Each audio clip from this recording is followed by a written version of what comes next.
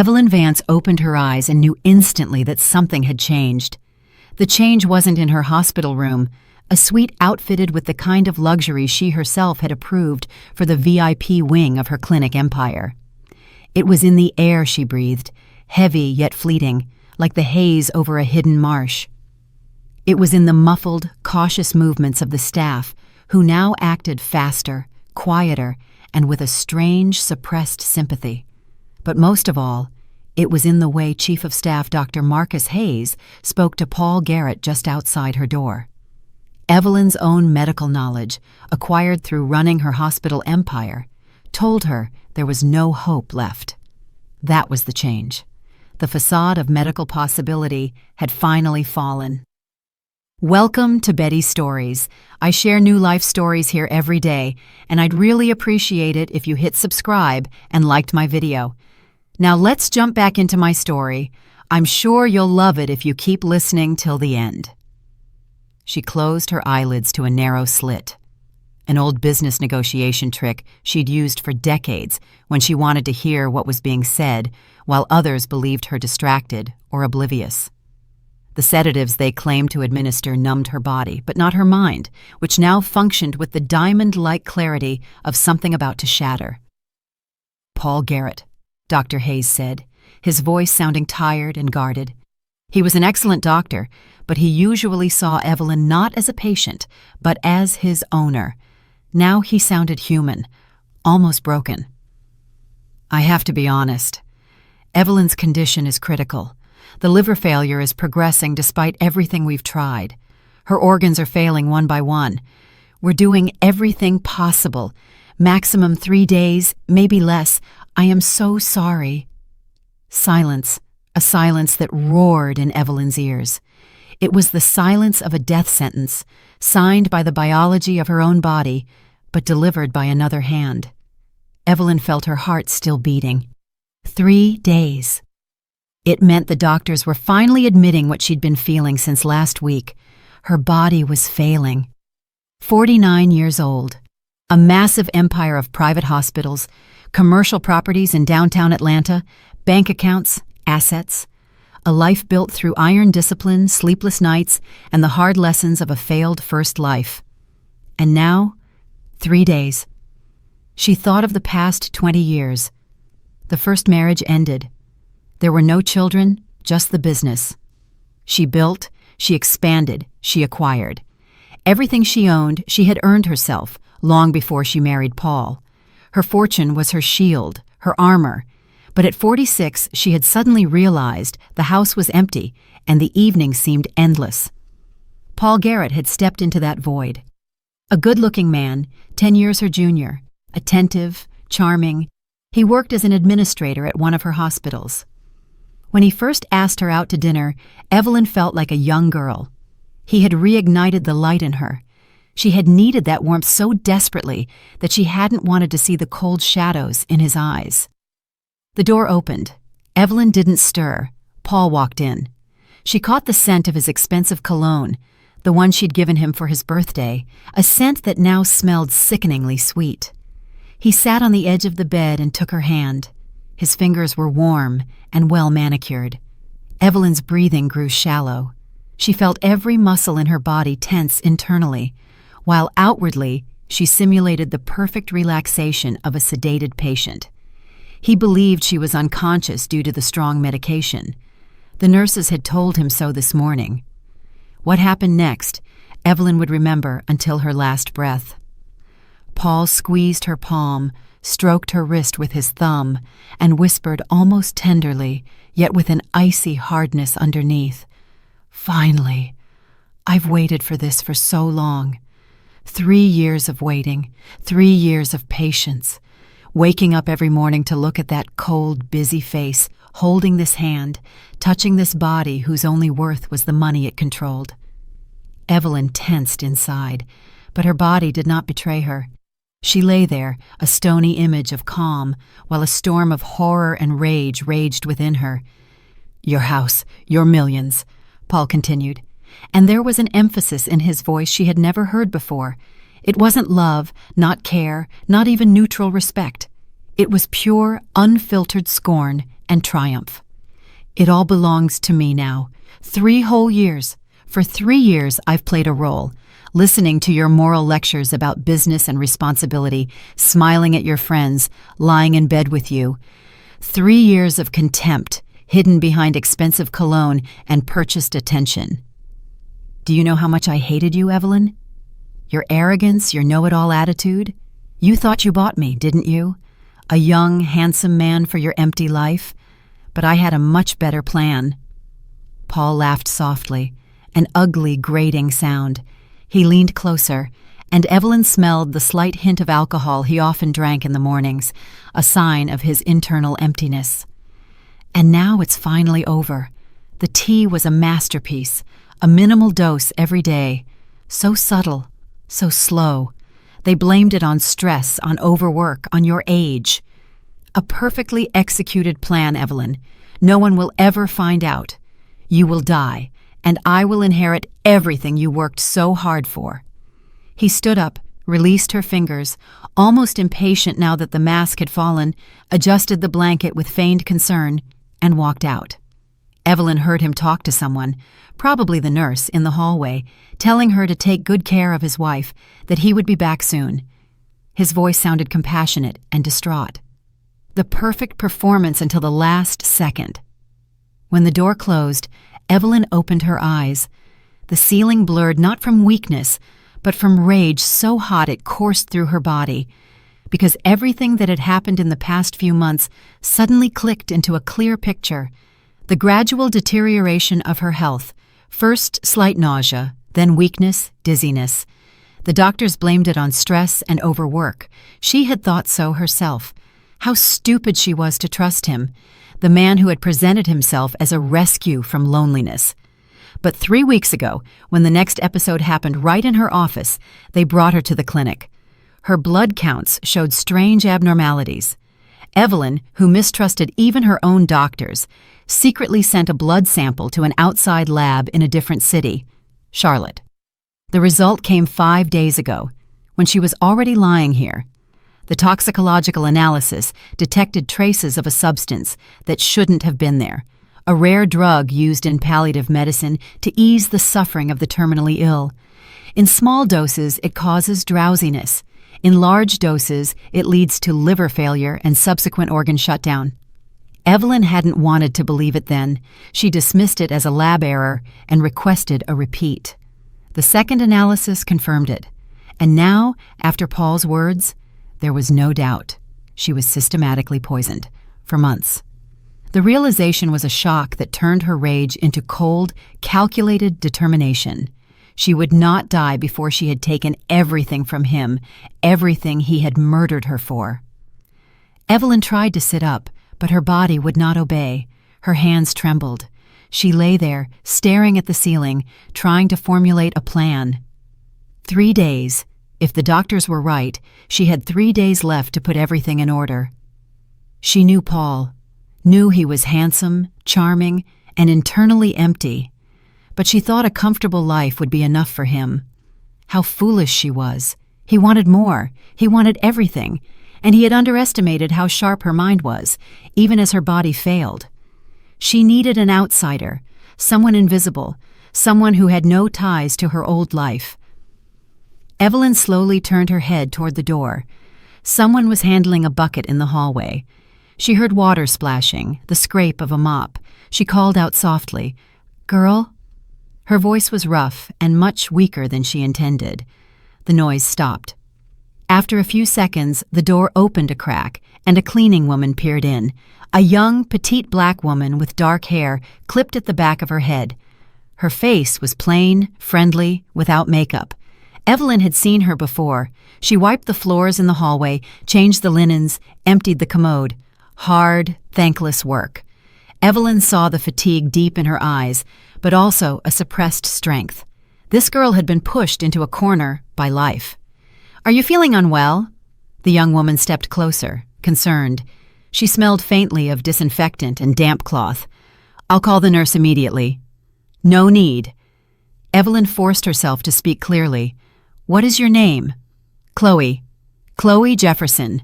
Chloe, close the door. I need your help." The girl was confused. Her eyes widened slightly, but the sternness in Evelyn's gaze made her obey. She closed the door. She came closer and looked into Evelyn's face. Are you okay? Do you need a doctor?" "I'm fully conscious." Evelyn looked into her eyes. "And I need you to do something for me. Do not tell anyone I am lucid. Not my husband, not the doctors. But call my attorney, Jason O'Connell. His number is in my cell phone, in the nightstand. Tell him Evelyn Vance asks him to come immediately. Personal matter." Chloe shook her head, her hands beginning to fidget. The fear of losing her job was greater than her curiosity. "I can't do that. That's not my job. If they find out—" "If you do everything I say—" Evelyn paused to gather strength. The effort of speaking was enormous. "You will receive enough money to never work as a cleaner again, never mop strange floors or empty commodes again. I mean it. I know you have debt, Chloe. I know you cared for your mother until her last breath and are bearing the costs of that care. This amount will pay off all that and more." The girl looked at her in disbelief, but something sparked in her eyes. Hope. Desperation. Evelyn saw that this girl was clinging to any straw. Chloe thought of the monthly payment for her deceased mother's nursing home that she still had to pay off, of the empty pantry in her small apartment. You're serious about this?" Her voice was barely a whisper. "Absolutely. But we have little time. Call O'Connell. Now." Chloe hurried to the nightstand and took out the phone. It was the latest model, heavy and cool in her hands. Her fingers trembled as she scrolled through the contacts. She found the name and pressed call. Evelyn heard long rings. Finally, someone picked up. "Mr. O'Connell, excuse me, I'm calling from the hospital. From Evelyn Vance. She asks you to come urgently." The lawyer asked something. Chloe swallowed. "Yes, she is conscious. She says it's a very urgent, personal matter." She sounded like she was reciting a secret oath. She handed the phone to Evelyn. Evelyn took it, barely holding on. "Jason, it's me," she said. Her voice was steady now. Her rage gave her the strength. "I need to draw up a new will today. Come immediately and bring a public notary with you, and not a word to anyone. I am being murdered, Jason. This is my last chance to secure my revenge." O'Connell was silent for a second on the other end. Then he answered briefly, his voice metallic. "I'm on my way. I'll be there in about an hour. I'll bring Tiffany and everything necessary." Evelyn gave the phone back to Chloe. "Thank you. Now just wait here and be quiet. When he arrives, stay as a witness. Do you understand?" "But why me? Why do you trust me?" Chloe was overwhelmed by the sudden intimacy and weight of the situation. Evelyn smiled weakly, an expression of cold pleasure on her pale face. "Because you are an outsider. You are not part of my circle. My husband cannot buy you or intimidate you. You are uninteresting to him. You have no loyalties he can break, and I need you exactly as you are. Pure, desperate, ready." Chloe sank into the chair by the wall, horrified by what was happening. The realization that she held a wealthy woman's life in her hands was overwhelming. Evelyn closed her eyes and gathered her strength. 1 hour. She had to hold on. Inside, she repeated Paul's hateful words. Those words were her fuel. The time passed agonizingly slowly. Dusk was settling outside. The October day was ending early. The hospital light shone cold and relentless. Chloe sat silently, occasionally glancing at Evelyn. She no longer saw Evelyn as her boss, but as a dying enigma who was opening the door to a new life for her. Exactly on the hour, the door opened and Jason O'Connell stepped in. A 54-year-old fit man in a suit whose eyes betrayed the sharpness of an experienced lawyer. He had been Evelyn's rock, and his expression was now serious, almost grim. He was followed by his assistant, Tiffany Morrow, 25 years old, with a tablet in her hand and an alert expression. O'Connell's first action was to scan Chloe by the wall with a quick, assessing glance. "Evelyn Vance." O'Connell approached the bed and looked at her face. What's going on? Close the door, Evelyn commanded. Sit down and listen carefully. I have no time for pleasantries or surprises. O'Connell nodded to Tiffany, who closed the door. Chloe remained standing by the wall, her breathing shallow, as if afraid to move. O'Connell noticed the tears in her eyes and her pale skin, silently noting these details. O'Connell sat down and pulled out a voice recorder. "May I record this, for legal clarity?" "Yes, you may. I want every word documented." Evelyn told him briefly and clearly, but her voice was filled with cold anger about the test results, the toxic substance in her blood, and Paul's words half an hour ago. She spoke of Paul's triumphant look, of the moment she realized she wasn't sick, but being murdered. O'Connell listened without interrupting, but his face grew harder and harder. The news of the poisoning didn't completely surprise him, but Paul's open display of triumph did. "Do you have the analysis reports in your safe at home?" "Yes. The code is my mother's birthday. Get them and make copies. That is the evidence against him." "That is the basis for a criminal case," O'Connell said slowly, his voice deep. "But first, we must secure your will, or the entire estate will fall to your husband by law. Legal logic must precede human revenge." "That is exactly why I called you. I want to leave everything to this young woman." Evelyn indicated Chloe with a weak movement of her head. "Chloe Jefferson, and she will pay you generously for your services. We will include that in the will as well." O'Connell turned and scrutinized the cleaning woman. Chloe was deathly pale, but nodded in agreement. The thought of becoming a multimillionaire was too abstract, but the idea of denying Paul the inheritance began to produce a cold satisfaction in her. But why her? O'Connell's question was professional, but also personal. "Because she is here, because I trust her, and because I have no time for doubts. My entire estate is premarital property. I have no children. It is mine, and I can dispose of it as I wish. Draw up the will so that Paul cannot contest it. Secure it against every legal attack." O'Connell nodded, his thoughts racing. "We need a notary and a doctor to confirm your capacity to execute the will at the moment of signing. Without that, the will is vulnerable. Organize it today, immediately. I need an independent witness who gives Garrett no grounds for attack." "All right. Tiffany, call the on-call public notary and find an independent neurologist or psychiatrist from another hospital. They must come immediately. Ensure this doctor has no contact with Hayes." Tiffany went out and took out her phone. O'Connell turned to Chloe. His gaze was insistent. "Ma'am, do you understand what is happening?" Chloe nodded uncertainly. "Not entirely. It's terrifying. You will inherit the entire estate of Evelyn Vance. The house, the hospitals, properties, accounts.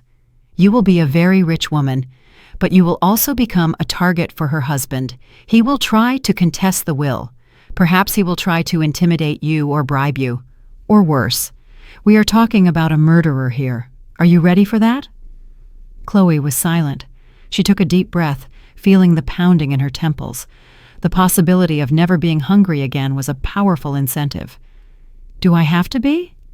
"Yes, because we will do everything right legally, but psychologically it will be a war. He will not leave you alone. You must be steadfast, Chloe." Evelyn interjected, her voice now very weak. "Chloe, I am not asking you to be a saint. Once you have the money, do what you want with it. But I ask you one thing. See this poisoning through to the end so he goes to prison, so he doesn't kill anyone else, and reward generously everyone who helps you. Do you promise me?" The girl looked at Evelyn, tears in her eyes. It was the last request of a dying woman. "I promise. I will seek justice for you." Half an hour later, the room gathered. The public notary, an older gentleman with a briefcase and seal, a psychiatrist from the neighboring hospital, a woman in her 50s, O'Connell, Tiffany, Chloe, and Evelyn herself. The atmosphere in the room was tense, solemn, and shadowed by the anticipation of death. The notary looked at Evelyn with respect, witnessing how she was using her last hours to stage an act of revenge. The psychiatrist conducted a quick but thorough examination, asking questions. What day is it? Where are you? What is the name of the President of the United States? Evelyn answered clearly. The doctor noted on the form, after checking Evelyn's pupils and evaluating her response. Patient is oriented in time, space, and to person. Consciousness is clear. Legally capable to execute a will. Signature, stamp. The final legal hurdle was cleared. The notary opened his laptop and began typing the text of the will. He read it aloud. I, Evelyn Vance, of sound mind and memory, bequeath my entire estate as it belongs to me on the day of my death to Chloe Jefferson. He looked up. Ms. Vance, are you aware that you are disinheriting your husband? Yes, I am aware. That is my express wish. Are you acting of your own free will, without coercion? Yes, I confirm. Evelyn's eyes fixed on the notary, dispelling any doubt about her resolve. The notary nodded and printed the form with a portable mini printer. O'Connell filmed the entire process with his cell phone camera. Evelyn signed with a trembling hand. The notary affixed his seal and attested to it. The witnesses were Tiffany and a nurse from a nearby department, whom O'Connell had brought in at the last minute to prevent any challenge. When everything was over, the notary placed the document in an envelope. I will deposit it in the notary's office. Tomorrow morning, I will make certified copies. Everything is legal. There is no longer any legal point of attack. Evelyn nodded. Her strength was rapidly failing now. O'Connell leaned forward. Ms. Vance, I will take care of the toxicology. I will request all analyses and engage the district attorney's office. Paul will be held accountable. Thank you, she whispered. The word was a breath of air, but it carried the weight of a mission accomplished. Everyone left. Only Chloe remained. She stood by the bed, not knowing what to say. Her mouth was dry. Go home, Evelyn said tiredly. We'll see each other tomorrow, maybe. And remember what you promised. Chloe nodded and went out. Evelyn remained alone. She stared into the darkness outside the window and thought, 3 days, maybe less. But she had done it. She had robbed Paul of the thing he killed her for. That was the only thing that mattered now. She felt no pain, only a deep, cold calm. The revenge had given her more peace of mind than all her wealth. She died during the night, quietly, without torment. The nurses found her in the morning. When Paul learned of it, he burst into a loud, demonstrative display of tears in the hallway. The clinic staff, whom he had treated with arrogance for 3 years, comforted him. He thanked them, pressing his handkerchief, and triumphant sparks danced in his eyes. He thought he had won. The morning began with a phone call. Paul Garrett sat in Evelyn's office, which he now considered his own, flipping through documents, property deeds, bank statements, lease agreements. All this wealth now belonged to him. 3 years of waiting, 3 years of playing the loving husband. The result was now before him. He had already opened Evelyn's safe last night after the supposed triumph, found the analysis reports, but dismissed them as nonsense. He had thoroughly checked Evelyn's premarital asset status. Flawless. No community property. He was the sole heir. He leaned back in the leather armchair and stretched. The smell of Evelyn's perfume, still lingering in the air, no longer bothered him. It was the scent of his victory. Outside was a clear October day. The leaves on the trees shone yellow and orange. Beautiful. Paul smiled. Life was settling into place. His phone vibrated. Victoria Shaw, his mistress, the pharmacist he had bribed, who had procured the rare drug for him. She was cold, pragmatic, and the only person who shared his contempt for Evelyn. He answered, "Yes, my dear. How is it going?" His mistress's voice sounded cautious. "Great. She died last night. Quietly, without witnesses. The doctor said liver failure. No questions. Everything is safe." "Absolutely. I calculated everything. The dose was minimal, spread over months. The drug breaks down quickly. There are hardly any traces left. Even if someone checks, they won't find anything. I'm a genius, Victoria. Who looks for murder when someone dies of organ failure at 49? Victoria was silent. She wasn't as certain of victory as he was. And the will? What will? She didn't draw one up, I checked. The entire estate is from before the marriage. No children. So I inherit as the husband. The law is on my side. He radiated self-satisfaction. I hope you're right. Paul, don't wait too long. Take care of the formalities and then let's disappear. Vivi, don't be nervous. In 6 months, I'll have everything sorted. Sell the hospitals and properties and we'll move away. Anywhere you want, overseas. The money is enough for several lifetimes. We'll open a clinic in the Caribbean, but just for ourselves. Victoria sighed. Good. Just be careful. Take it slow. Play the mourner. People need to believe you are devastated. I am a professional, Paul sneered. Don't lecture me. I played the role of my life for 3 years. He hung up and went to the cabinet where Evelyn kept her collected cognac. He poured himself a glass, sipped it. Excellent. Everything in this house was excellent. And now it belonged to him. He felt like a king who had reclaimed his throne. There was a hard knock at the door. The housekeeper, an older woman with red eyes, entered. She had served Evelyn for 20 years and always looked at Paul with suspicion. Mr. Garrett, the attorney is here for you. Jason O'Connell. He's not alone. Paul frowned. O'Connell. That man had always been too smart and too observant. Evelyn had entrusted him with all legal matters. What did he want? Was he coming to settle his fees? Let him in. O'Connell appeared in the office, elegantly dressed in a suit and with a serious face. His gaze was hard and judgmental. He didn't offer his hand in greeting, just nodded. Mr. Garrett, my condolences. Thank you. Paul put on a grieving grimace. This is a tragedy. I am devastated. He gestured to the cognac. Would you like a drink to calm your nerves? No, thank you. I need to discuss some legal matters with you. It cannot wait. I'm listening. Please, have a seat. O'Connell sat down without being asked and pulled out a file. The file looked thin, but its contents already seemed ominous to Paul. Evelyn Vance left a will. Paul tensed up. Really? He had checked the safe. Had Evelyn outwitted him? A cold wave crawled up his spine. When? When did she manage that? That's impossible. She was unconscious. The entire estate that belonged to her at the time of her death has been bequeathed to another person. A pause. Paul needed a moment to grasp the meaning. The air in the room seemed to freeze. The realization hit him like a sledgehammer. He had killed for nothing. You mean, I am not the heir according to the will? His voice was suddenly thin. Ms. Vance disposed of her property differently. It was her legal right. Paul jumped up. His facade of grief crumbled in an instant. That's impossible. She was in a coma. When did she manage that? He almost screamed. Anger distorted his handsome face.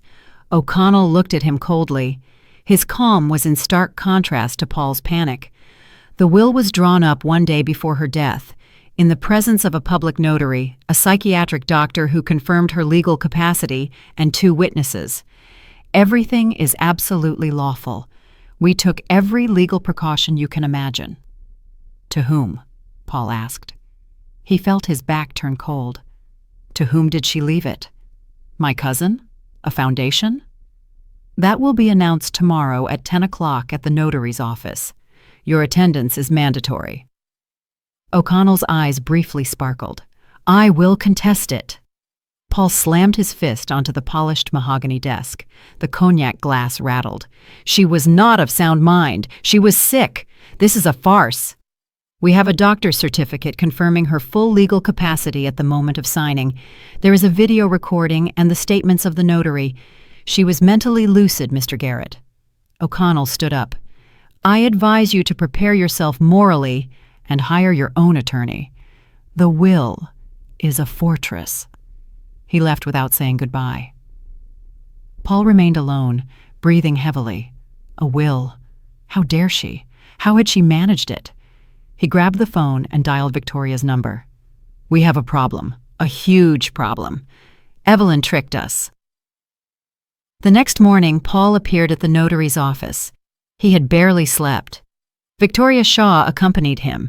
He introduced her as a family friend supporting him in this difficult hour. She wore a dark suit and nervously looked around. The notary, the same older gentleman, received them in his office. O'Connell and his assistant, Tiffany Morrow, were already seated there. "Where is the heir?" Paul asked sharply, his voice slightly trembling. He expected to see a distant relative or a business partner. "The heiress sent a representative," the notary replied. "Her interests are represented by Attorney O'Connell, based on a notarized power of attorney."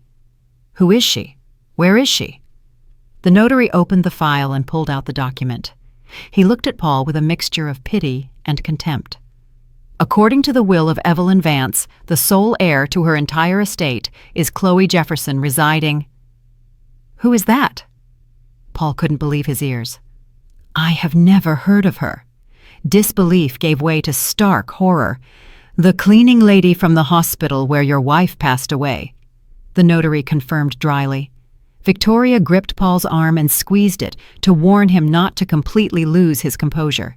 He swallowed his rage and forced himself to speak calmly. "That's absurd. Evelyn didn't know this girl. How could she leave everything to her?" O'Connell answered casually, as if commenting on the weather. "The testatrix is entitled to bequeath her property to any person she wishes. The law does not require a justification of motives, but I can assure you, Ms. Vance had very clear motives." "But she was sick, not of sound mind." Paul clung to the only straw left. "On the contrary." O'Connell placed the psychiatric evaluation on the table. "Here is the report from the psychiatrist who conducted the assessment immediately before the will was signed.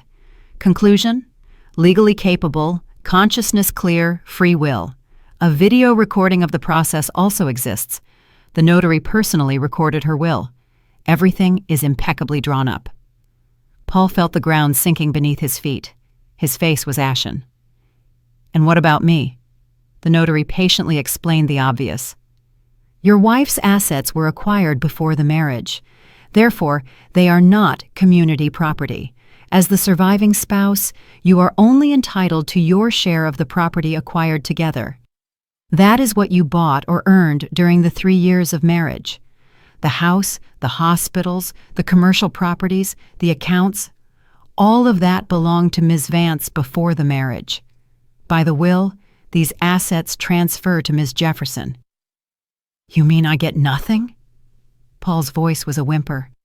"You have your salary from the 3 years, your personal savings, the car registered in your name. That is your share of the jointly acquired property.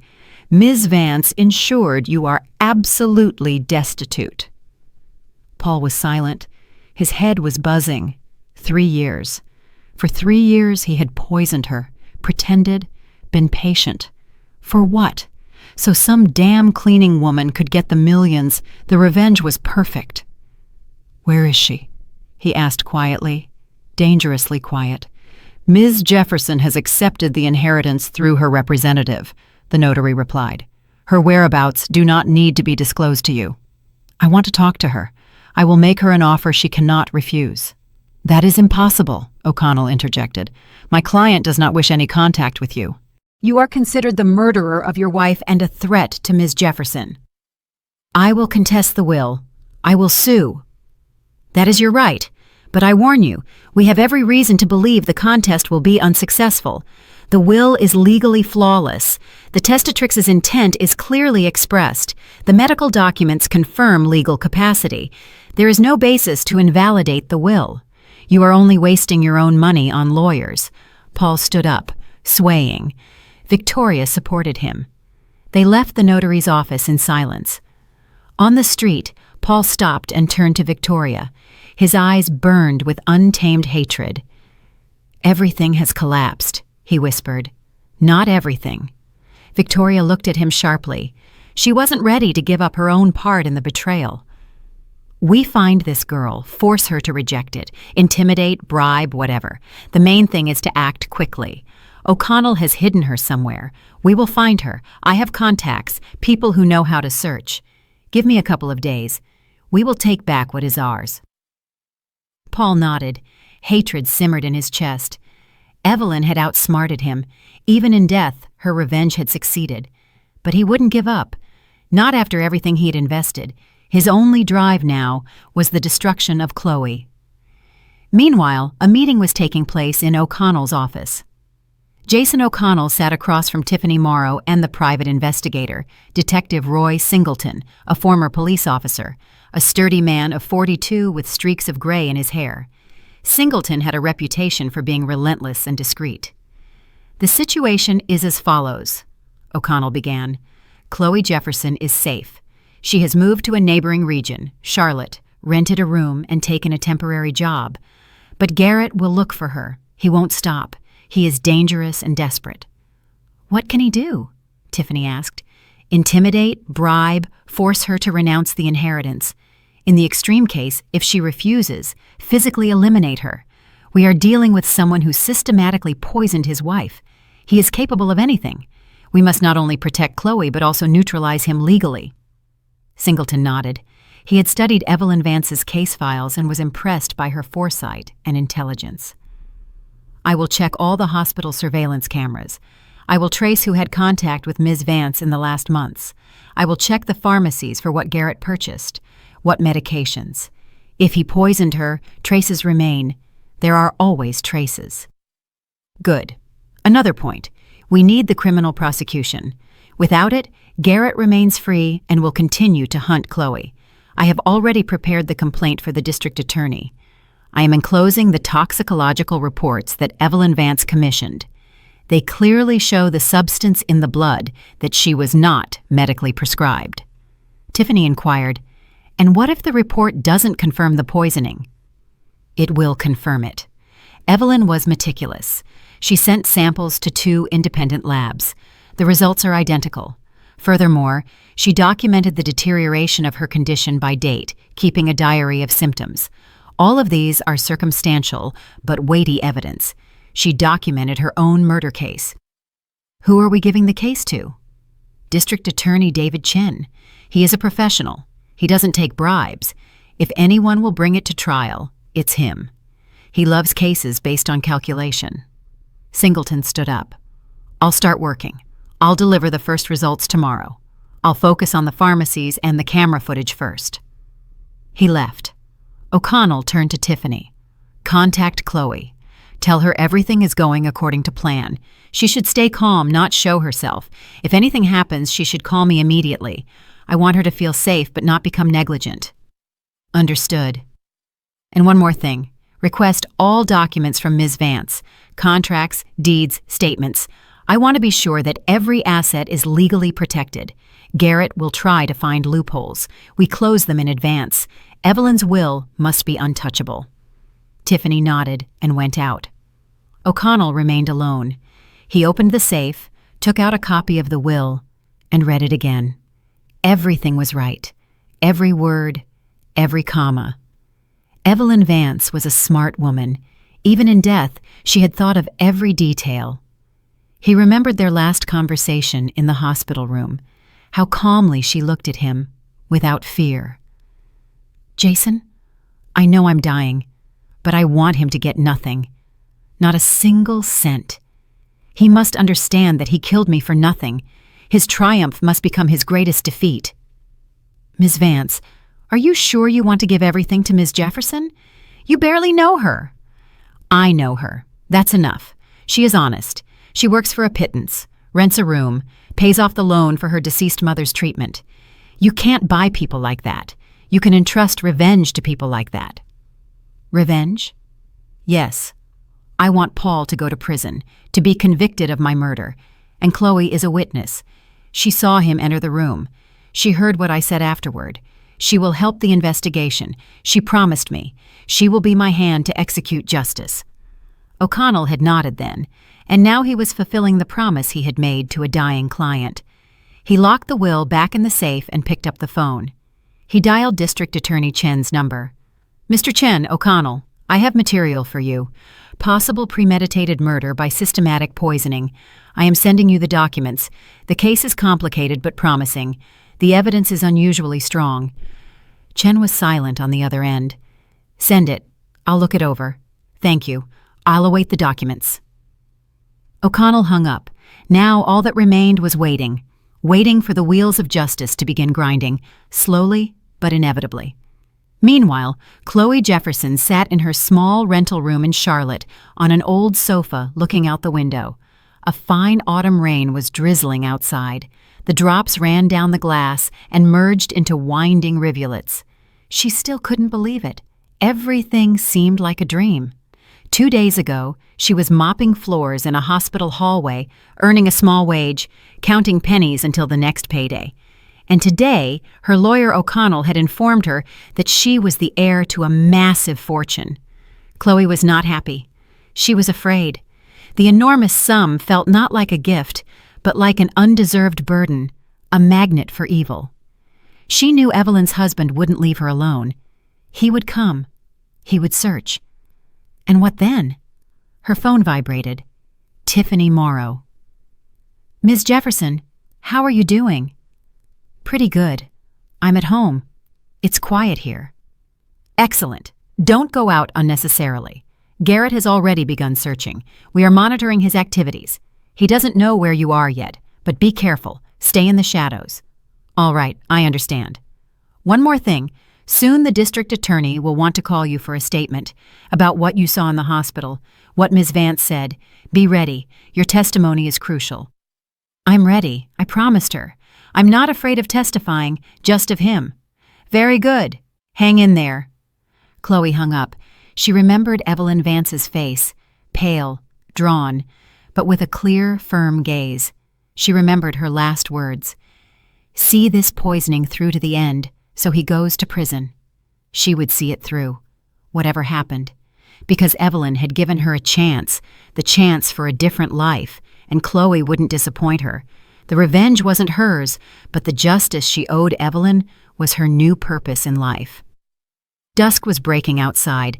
Somewhere in another city, Paul Garrett was gathering information, making plans, preparing to strike.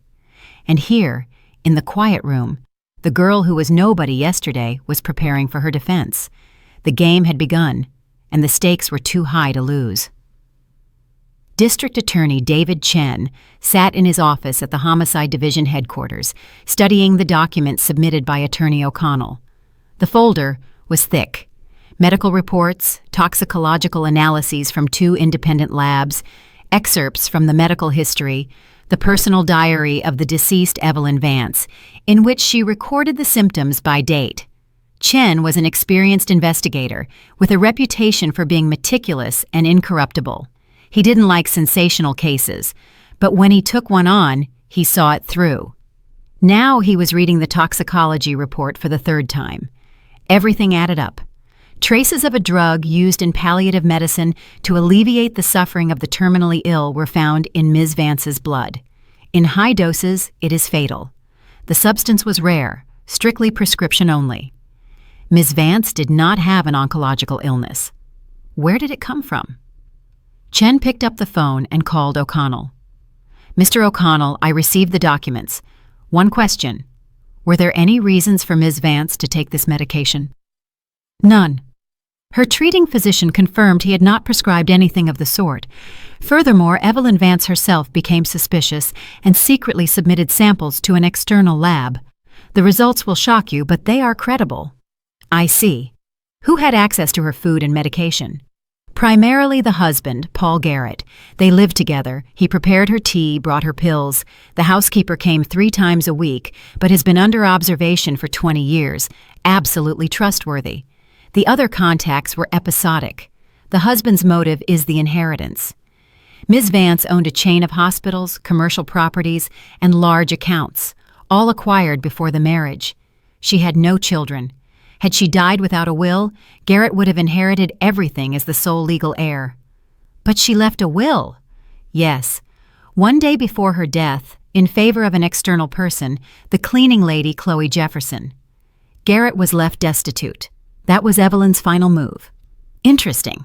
So he had motive, means, and opportunity. The classic triad. This is a clear case, albeit a cynical one. Exactly. Furthermore, there is a witness. Chloe Jefferson heard Ms. Vance tell me about her suspicion. She is ready to testify. She is now in a safe location. Garrett is actively looking for her, trying to intimidate her, to force her to renounce the inheritance. I fear for her life. Chen frowned.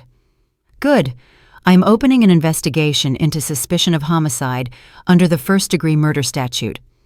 I will order the exhumation and a new forensic medical examination. If the poisoning is confirmed, Garrett will face a high sentence. Thank you, Mr. Chen. I knew you were the right person for this case. You're welcome. I'm just doing my job. Chen hung up and began drafting the order to open the investigation. Tedious work lay ahead, but he liked such cases. When everything fits together into a clear picture, when the perpetrator believes they have escaped retribution and then realizes the net is closing in. 2 days later, the district attorney received court approval for the exhumation of Evelyn Vance's body. The procedure took place privately. Samples were sent for examination to a leading forensic center in Quantico, Virginia. While the experts worked, Chen began collecting circumstantial evidence. He instructed his assistants to analyze the surveillance camera footage from pharmacies in the area where Ms. Vance lived. The task was simple, to find out if Garrett had purchased the drug in question. The result came after 1 week. In a recording from one of the private pharmacies, Paul Garrett was clearly visible. He approached the counter, spoke with the pharmacist, gave money, and received a package. The date was 2 months before Ms. Vance's death. Chen called the pharmacist in for questioning. A nervous, frightened woman in her 50s. Do you remember this man? The district attorney showed a photo of Garrett. Yes, I remember. He came several times. He bought the palliative therapy medication. He said his mother had cancer. The doctors had allowed him to administer it at home so she wouldn't suffer. The pharmacist lowered her gaze. The lie was clearly painful for her. Did you have a prescription? The pharmacist turned pale. No, he said he lost the prescription. He offered to pay more. I agreed. I needed the money. It was a mistake, I know. How often did he buy it? 4 or 5 times. I don't know exactly. Chen nodded. Do you realize that you violated the law? The sale of prescription drugs without a prescription. And if this drug was used to kill someone, you are an accessory. The woman wept. I didn't know. I swear I didn't know. Write a statement. Admit it voluntarily. That will mitigate your guilt. But you will have to testify in court. She nodded, wiping away her tears. Chen dictated the protocol to her. She signed. Another thread leading to Garrett was documented. Simultaneously, private investigator Roy Singleton conducted his own investigation. He requested all surveillance camera footage from the hospital where Ms. Vance was admitted. He examined who went into her room, when, and for how long. Paul Garrett was regularly seen bringing fruit and flowers, sitting by the bed. On the cameras, he looked like a model husband, but one day, Singleton noticed a detail. Garrett entered the room with a thermos. He stayed for 10 minutes. He left without the thermos. An hour later, the nurse came to collect the dishes. The thermos was empty. Singleton requested the medical records. On that day, Ms. Vance's condition had deteriorated rapidly. Nausea, weakness, confusion. The doctors blamed it on the progression of the illness. The detective found the nurse and conducted an unofficial interview with her. Do you remember the day? Garrett brought his wife tea in a thermos. Yes, I remember. Ms. Vance drank a little and then said the tea tasted bitter. I thought the infusion was too strong. And what did Garrett say? Nothing. He smiled and said she had always been picky. He seemed unperturbed. Singleton noted the statement. Another building block for the indictment. It showed the perpetrator's method and cold-bloodedness. In parallel, he tracked Garrett's actions after the will was announced. Paul had hired people, 2 strong men from a private security company. They scoured the city, questioning Chloe's former colleagues, neighbors, acquaintances. They were desperately searching for her whereabouts. Singleton reported to O'Connell, Garrett has become active. His men have already found out that Chloe rented a room on the outskirts of the city. They questioned the landlady. She said the girl moved out a week ago and didn't leave a new address. They will find her sooner or later. We must act before they do. Yes, they have the resources. We must preempt them. I suggest arranging a meeting between Chloe and Garrett's people under our control. We record the attempt at coercion and intimidation. That will be the basis for another criminal case. Coercion to execute a transaction, threats. We use his greed as a trap. O'Connell thought about it. Risky, but a viable option. I'll talk to Chloe. She must understand the risk. He contacted Chloe Jefferson and explained the plan. The girl did not agree immediately. She was afraid. She trembled on the phone. I can't do this, Mr. O'Connell. He's a killer. He wants to kill me. But O'Connell convinced her. Chloe, they will find you anyway. It is better that it happens on our terms. And he will be convinced that you agree to hand over the estate to him. We will be nearby. The police will be nearby. Nothing will happen to you. And Garrett will be driven even further into a corner. Think of Miss Vance's wish. Fine, she said quietly. I'll do it. For Evelyn. Singleton arranged an information leak. Through an acquaintance at the security company, he passed on a hint to Garrett's men that Chloe was working in a small private lab in the neighboring city of Charlotte. The information reached Paul 2 days later. He was overjoyed to finally have a clear lead. He immediately drove there with Victoria Shaw and 2 bodyguards. The plan was simple. Find the girl, intimidate her, force her to sign the renunciation of inheritance. If she refused, exert stronger pressure. Paul was determined to force his financial rebirth, even if it meant Chloe's death. They tracked Chloe in the evening as she left the lab and surrounded her on an empty street. The air was cold and damp. It got dark early.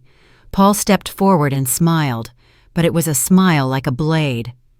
Chloe Jefferson, finally. We need to talk. Listen carefully. The girl backed away. Paul continued without raising his voice, which made him all the more menacing. You got something that rightfully belongs to me. Evelyn was my wife. I took care of her for 3 years. And you are just a random girl who was in the right place at the right time. Do you think that's fair? Chloe remained silent. She held Evelyn's wish firmly in her heart. Paul pulled papers from his pocket. Here is the renunciation of inheritance. You sign, and I will give you $300,000. That's enough to pay off your debts and start a new life. You refuse? He nodded to the bodyguards. You will regret it, immediately. I won't sign, Chloe gasped. Her knees were shaking, but her voice was clear. Paul frowned. Victoria stepped closer and spoke sweetly, but with a cold look. Sweetie, you don't understand who you're messing with. Paul is not one to give up. If you don't sign voluntarily, he will force you, painfully. Think of yourself, your health. The money is not worth it. I said no. I made a promise to the dead, and I'm keeping it. One of the bodyguards moved forward, but at that moment, Singleton came around the corner. Behind him were 2 uniformed police officers. Halt! Police! Stay where you are! Paul froze. Victoria went pale. The bodyguards looked around confusedly. Singleton went to Chloe. Are you okay? Yes. She was shaking but held herself upright. They threatened me. They wanted me to sign the renunciation of inheritance. The police officer noted the statement. Paul tried to justify himself. We were just talking. There were no threats. This is a misunderstanding. We recorded everything. Singleton pulled Chloe's voice recorder from her pocket. Every word, including the sentence that she will regret it if she refuses. Your attempt at coercion is hereby documented. Paul realized he was trapped.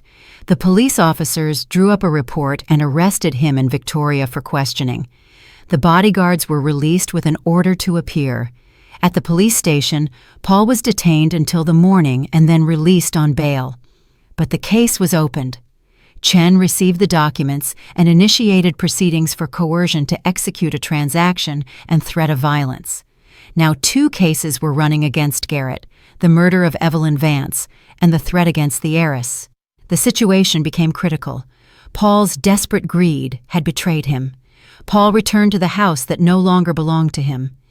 Victoria sat on the sofa, holding her head and wailing, Everything is falling apart, Paul.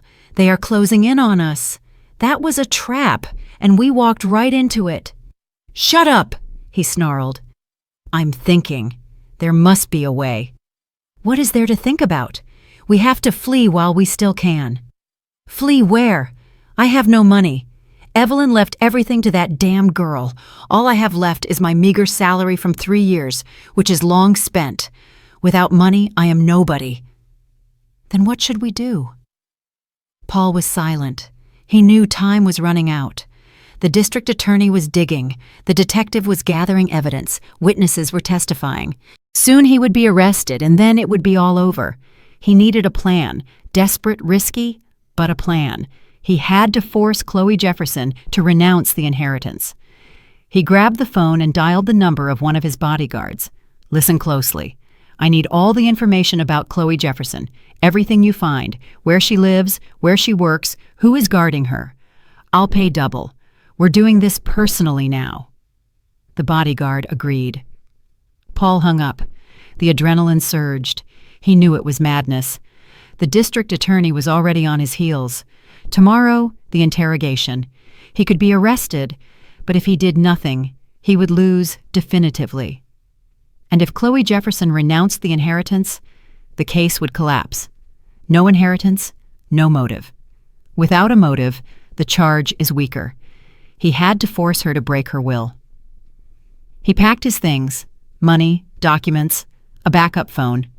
He left a note for the housekeeper, saying he had gone to a friend's house for a few days. His nerves couldn't take it. He got into the car and drove to meet the bodyguard. Meanwhile, in Charlotte, Chloe Jefferson finished her workday. The lab closed at 6 in the evening. She changed clothes and went out onto the street. November had arrived. Cold wind, dampness. It got dark early. Chloe walked down the deserted street toward the bus stop. She felt a growing fear within her, a premonition of evil. Her phone vibrated. Tiffany Morrow. "Chloe, where are you?" "On my way home. Work is over." "Singleton couldn't pick you up today. He has another case. Be careful. Call immediately if anything happens. Don't stand around in the dark." "All right." Chloe put the phone away. She looked around. The street was empty, the lanterns burning dimly. She felt uneasy. She quickened her steps. Behind her, she heard the sound of an engine. A car. Chloe turned around. A black SUV was driving slowly, almost level with her. The window lowered. An unknown man was at the wheel. In the back seat, Paul Garrett. His face was a cold mask of rage and desperation. "Chloe Jefferson, get in. We need to talk. This time there are no lawyers." "No." She backed away. The SUV stopped. The doors flew open. 2 powerful men in dark clothes jumped out. One grabbed Chloe by the arm, the other covered her mouth. She tried to break free, but her strength was insufficient. She was shoved into the car and squeezed between the bodyguards. The SUV drove off. Paul turned to her. "Too bad you're so uncooperative, Chloe. We could have agreed peacefully, but now it has to be different. This is your last mistake." She remained silent, almost suffocating with fear. The scent of Paul Garrett's expensive cologne was now mixed with the stench of fear. The car drove out of the city, turned onto a dirt road, and stopped at an abandoned hangar. The place was the definition of desolation. Paul got out and nodded to the bodyguards. "Get her out, quick and quiet." Chloe was dragged out of the car and brought to the hangar. Inside it was cold and dark. It smelled of dampness and rust. The silence of the night was broken only by the wind whistling through the broken window panes. Paul turned on his phone's flashlight and illuminated her face. "Listen carefully. You have 2 options. The first, you sign the renunciation of inheritance right here, right now. I'll take you back, give you $300,000, and we part as friends. The second option..." He paused dramatically. "You will never be found." Chloe trembled. She tried to control her panic. "I am being looked for. If I disappear, you will be immediately suspected. Mr. O'Connell knows." "Let them suspect. Where there is no body, there is no crime." "And the body?" Paul grinned. "The nearby swampland is deep. Even a tank would sink there. No witness, no problems." She was silent. Paul pulled the papers from his pocket. "Here is the renunciation. Will you sign?" "No." Paul nodded to one of the bodyguards. He hit Chloe hard in the face. She fell down, hitting her knee on the concrete floor. Paul crouched beside her. His eyes were cold and empty. "Do you think I'm joking? I killed Evelyn. Slowly, methodically. I mixed poison into her tea for 3 months. I watched her waste away, and I didn't care. Do you think I will treat you differently?" Chloe lifted her head and looked him in the eyes. Blood ran from her split lip. But at that moment, fear gave way to anger and a clear sense of obligation to Evelyn. "You are a murderer, and they will put you in prison, sooner or later. Evelyn made sure of that." Paul stood up and kicked her hard in the stomach. She doubled over in pain. He crouched down again. "I ask you one last time. Will you sign?" The Miria of the German original, the desperate one indebted to the dead woman's revenge, was silent. Paul straightened up and nodded to the bodyguards. "Get the car ready. We'll take her to the swamp. We'll take care of it there. It's her own fault." At that moment, sirens blared outside. Loud, piercing, they broke the silence of the hangar. Paul froze. The bodyguards rushed to the door, but police officers with drawn weapons were already storming into the hangar. "Stop! Police! Hands up!" Paul tried to flee, but was immediately overpowered and handcuffed. The bodyguards were also arrested.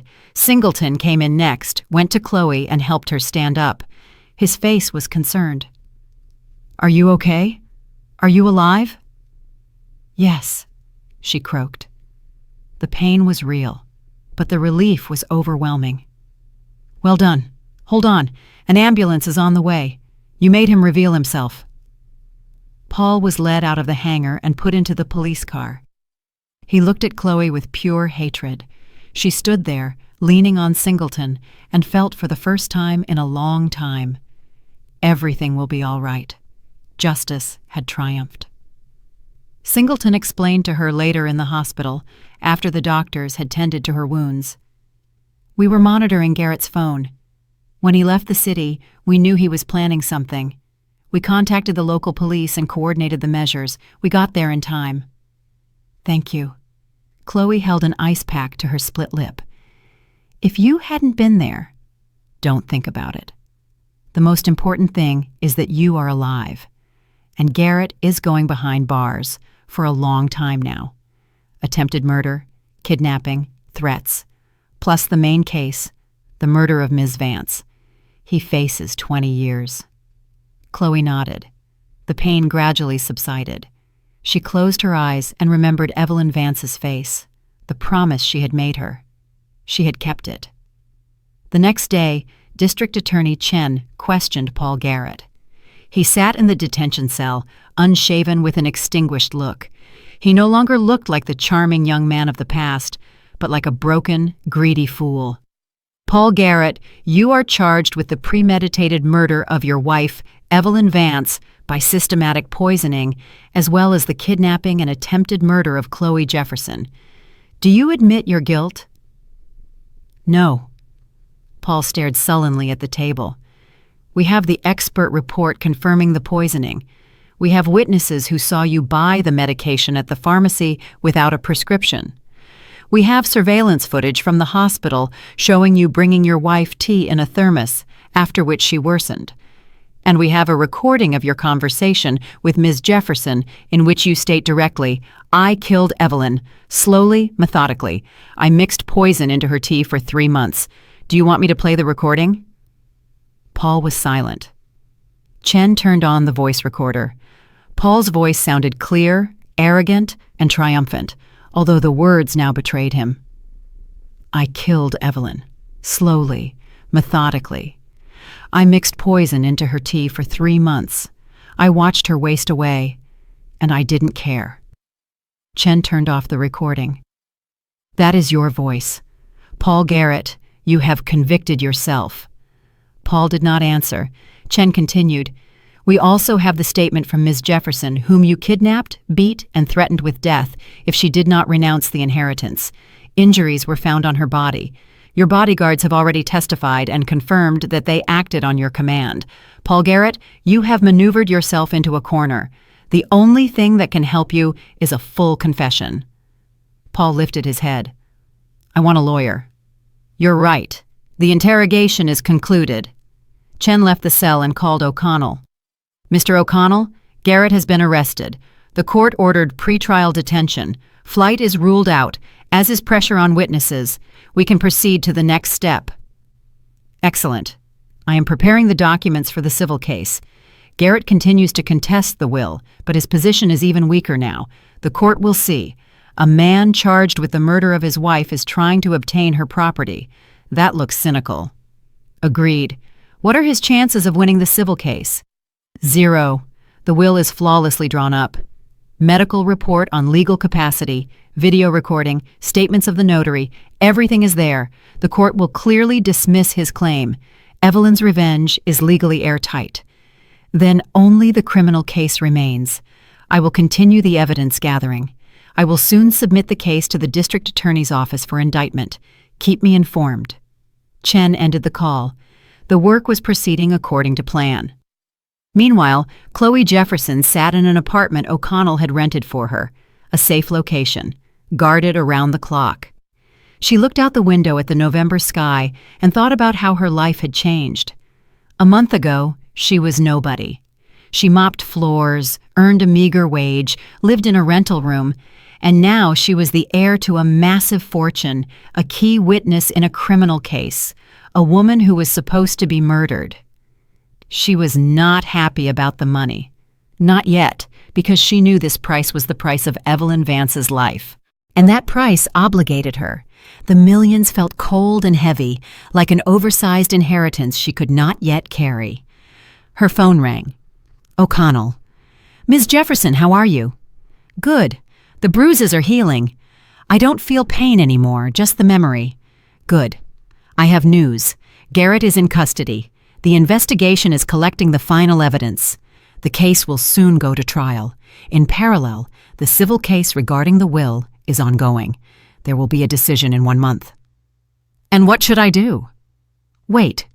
Testify when asked, and prepare yourself to be the rightful owner of Ms. Vance's entire estate after the verdict. You must learn to carry this responsibility. Chloe was silent. Mr. O'Connell, what if I don't want it? What if I don't want all this? The money, the houses, the hospitals. I am afraid. I don't know how to handle it. It exceeds my imagination. O'Connell sighed. He understood her internal struggle. Chloe, Evelyn didn't choose you by chance. She saw something in you that others didn't. Honesty, perhaps, or simply goodness. She wanted you to have a chance. Don't reject it. Take the money, build your life. But remember, you promised her to see this through to the end, and you will keep your promise. This fortune is your tool for a better life, not your shackles. I remember. I will do it.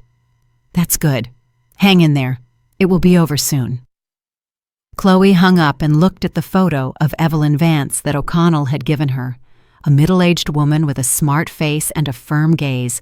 She had lived a hard life, built a business, lost love, and was then betrayed and murdered. Chloe said softly into the void, I will see this through. I promise. I will complete your victory over Paul. In prison, Paul Garrett lay on his cot, staring at the ceiling. Life had collapsed. Everything he had built in 3 years fell apart in 1 month. Evelyn had defeated him, even after her death. He remembered her last days, how she lay in the hospital room, pale, weak, how he whispered to her, assuming she was unconscious, how he rejoiced. But she had heard everything, understood everything, and launched a counterattack from which he would never recover. Paul closed his eyes. The cell was cold and stuffy at the same time. Water dripped somewhere.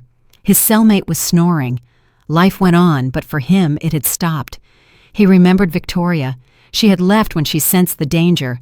Smart woman, she was always smarter than him. She had used him just as he had used Evelyn. The realization that he had only been a tool in the hands of both women was humiliating. Paul turned to the wall. Tomorrow, another interrogation, then the court, then the sentence. 20 years, maybe more. He would never experience freedom again.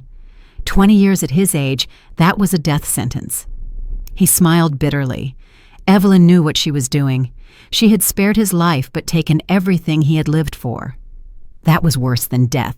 She had taken his soul by denying him his greed. Footsteps were heard outside. The guards were bringing someone new in. The door of the next cell slammed shut. Paul didn't move. He didn't care. Evelyn had won, and that victory was absolute. 6 months passed. Spring came unexpectedly quickly. The city was filled with the scent of fresh greenery. Chloe Jefferson stood by the window of her new apartment, looking down at the wide street. The apartment was spacious, bright, with high ceilings. Her apartment, bought with Evelyn's money. Much had changed in these months. The investigation was concluded. The case of Paul Garrett was handed over to the court. In parallel, the civil case regarding the will was finished. The court had declared Evelyn Vance's will lawful and justified and dismissed Garrett's challenge. Chloe was officially the heir to the entire fortune. The house, the 3 private hospitals, the 2 shopping centers, the office spaces, and the bank accounts. The sum was enormous, about $40 million. Chloe hired executives for the hospitals and commissioned realtors to sell some of the properties. She didn't want to keep everything. It was too much. She sold the shopping centers and one of the office buildings. She kept the house and one of the hospitals that was functioning well and bringing in stable revenue. She invested the money from the sale in secure assets. She donated a part to a foundation for cancer patient support. She used another part to pay off all her debts, those of her mother and distant relatives. She paid O'Connell and his team a generous fee, more than they had asked for. Singleton, too. She gave District Attorney Chen an expensive watch. He couldn't accept money, but he accepted the gift. "Thank you," Chen said, shaking her hand. "Not everyone stands up to such pressure. You are a remarkable woman. You carried out the task of justice with flying colors." "I only kept my promise. That was my duty." "That is worth a lot," Chloe smiled. Chen left, and she remained alone in O'Connell's office. Jason O'Connell poured her a cup of tea and sat across from her. "What now, Ms. Jefferson?" "I don't know. I want to live in peace without fear, without persecution. I want to go to college, to train as a psychologist. Now I have the opportunity. I want to understand what drives people, both greed and goodness." "That is right. Evelyn would have wanted you to be happy, to rebuild your life." "I will try. I owe her that." O'Connell nodded. "If you need anything, reach out to me. I will always help." "Thank you." She finished the tea, said goodbye, and walked out onto the street. The day was warm and sunny. The city lived its normal life. People rushed to work, children played in the yards, salespeople served customers in the stores. Chloe was now part of this normal world, no longer the invisible cleaning woman. Chloe got into a taxi and gave the address. Evelyn Vance's house, now her house, stood in a quiet neighborhood, surrounded by a garden. She went inside, walked through the rooms. Everything was clean and tidy. The housekeeper had retired, but came once a week to air out and clean. Chloe went upstairs to Evelyn's bedroom. The room was spacious and bright. A photo stood on the nightstand. Evelyn in her younger years, beautiful, self-assured. Chloe took the house keys from her pocket and placed them next to the photo on the nightstand. She said softly, "Ms. Vance, I did everything you asked of me. Paul is convicted. He got 22 years. He won't poison anyone anymore, won't deceive anyone anymore. Thank you for your trust, for the chance. I will try to be worthy of what you left me. This inheritance is my second chance." She stood there silently, then left the room, went downstairs to the living room, sat in the armchair by the fireplace, and closed her eyes. It was over. Paul was behind bars. Victoria, too. The inheritance was settled, the debts paid. Life was beginning anew. Chloe remembered the day in the hospital room when Evelyn had called her. She remembered her words. "If you do everything I say, you will never work as a cleaner again." At the time, it seemed like the delusion of a sick person. Now, it was reality. She opened her eyes and looked at the fireplace. Life had given her a chance. Evelyn had given her a chance, and she would not waste it. She would use this money to do good and fulfill herself. She kept the house, but rarely lived there. Most of the time, she was in the apartment downtown. The hospital was turning a profit. The executives worked honestly. Chloe monitored the finances, but did not interfere with the operational management. She knew she still had a lot to learn.